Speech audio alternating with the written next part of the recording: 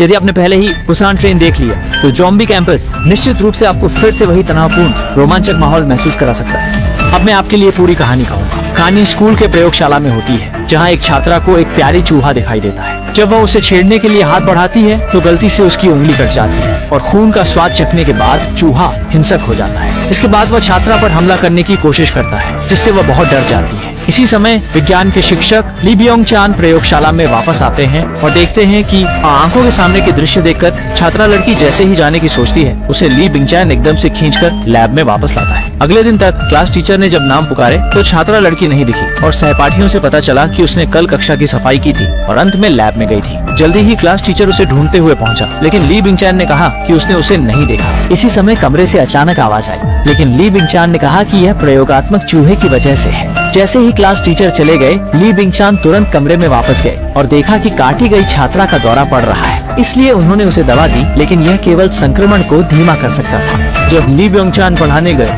छात्रा का चेहरा बिगड़ने लगा, शरीर लगातार झटके खाने लगा और जल्दी ही उसने बंधन तोड़ दिया और रस्सी से बंधी थोड़ा संघर्ष किया, जमीन पर गिर गई। लेकिन थोड़ी देर में ही क्लासरूम के दरवाजे पर दिखाई दी और सभी छात्रा के रूप को देखकर हैरान रह गए।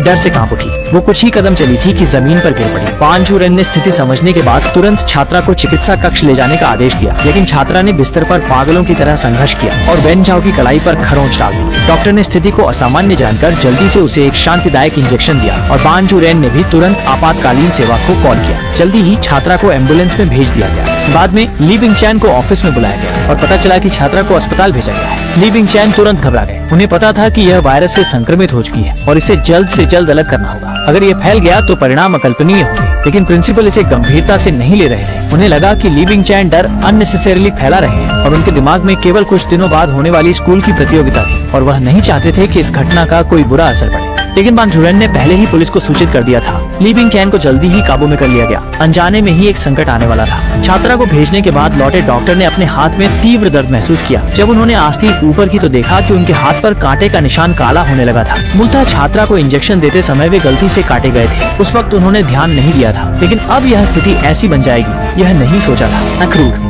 जब उसे लगा कि स्थिति ठीक नहीं है, वह मदद के लिए बाहर जाना चाहता था, लेकिन उसकी नाक से बड़ी मात्रा में रक्त बहने लगा। उसकी आंखों में सफेदी छा गई और फिर उसका पूरा शरीर अनियंत्रित रूप से कांपने लगा। इसी समय दो छात्र चिकित्सा कक्ष के पास से गुजर रहे थे। उन्होंने डगमगाते डॉक्टर को देखा। वे वीडियो बनाकर अपने सोशल मीडिया पर पोस्ट करना चाह रहे थे, लेकिन इस समय तक डॉक्टर एक ज़ॉम्बी बन गया था। आवाज सुनकर उसने मुड़कर देखा और फिर हिंसक तरीके से दरवाजा दांतों के बीच में बचा लिया, लेकिन वह भी ज़ॉम्बी के नीचे दब गया। उसी संकटपूर्ण समय में वेन झाओ ने तुरंत पास रखे फायर एक्सटिंग्विशर को उठाया और ज़ॉम्बी पर छिड़क दिया।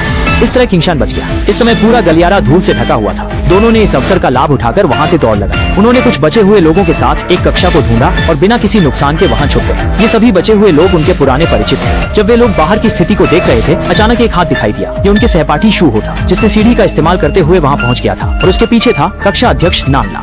इस समय मुख्य पात्रों समूह अंततः एक साथ आ गया है, लेकिन यहाँ भी केवल अस्थायी सुरक्षा है। सब जानते हैं कि खतरा कभी भी आ सकता है। इस समय किसी ने एक मोबाइल फोन पाया तो क्यूशान ने इमरजेंसी नंबर पर कॉल किया। उसने ऑपरेटर को बताया कि स्कूल में ज़ॉम्बी दिखाई दिए हैं, लेकिन इस तरह की बेतुकी वजह से ऑपरेटर को यह एक शरारत लगी। फिर कुछ बहाना बनाकर फोन काट दिया। जब सभी लाचार थे, वेन झाओ ने अपने पिता के फायर विभाग में कॉल किया। उसने झूठ बोला कि कैंपस में गंभीर आग। संदेश मिलते ही दमकल कर्मी तुरंत निकले, परंतु कुछ लोग इंतजार करते रहे और बचाव मिलने में देरी हुई। जब वेन झाओ ने दोबारा दमकल विभाग को फोन किया तो पाया कि अब संपर्क नहीं हो पा रहा था। अब और सहन नहीं कर पाने वाले नाई तिंग नान ला के सामने आए। उन्हें लगा कि एक मॉनिटर के रूप में कुछ करना चाहिए। यहाँ तक कि नान ला को बाहर जाकर मदद लेने को कहा, लेकिन अभी की स्थिति में बाहर जाना मौत को बुलावा देना है। इसलिए कुछ लोग लगभग लड़ने लगे। अच्छा हुआ कि सबने उन्हें रोक लिया। जब जिंगशू दरवाजा पहरेदारी करने गया, अचानक एक आदमी अंदर आ गया। पता चला कि वह उनका पीआई टीचर था। जिंगशू ने तुरंत स्थिति पूछी। पीआई टीचर ने बताया कि वह संक्रमित नहीं हुआ है। फिर सभी को दरवाजे और खिड़कियों को मेज कुर्सियों से बंद करने का निर्देश दिया। जब हर कोई सक्रिय रूप से काम कर रहा था, किसी ने पीआई टीचर के हाथ पर काटने के निशान देखे। क्लासरूम में तुरंत शांति छा गई। माहौल तुरंत तनावपूर्ण हो गया। कुछ लोग उसे बाहर निकालना चाहते थे, लेकिन खेल शिक्षक किसी भी तरह से यह नहीं मान रहा था और आगे बढ़कर कुछ लोगों को अनुशासन और गुरु का सम्मान कैसे किया जाए यह सिखाना चाहता था। और उसकी नाक से खून बहने लगा और कुछ ही देर में वह जमीन पर गिर गया और तुरंत उसके शरीर से सारी जान निकल गई। सभी लोग डर के मारे पीछे हटकर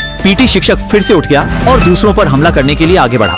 शिल्हे तुरंत जवाबी कार्रवाई की और जॉम्बी पर हमला कर दिया।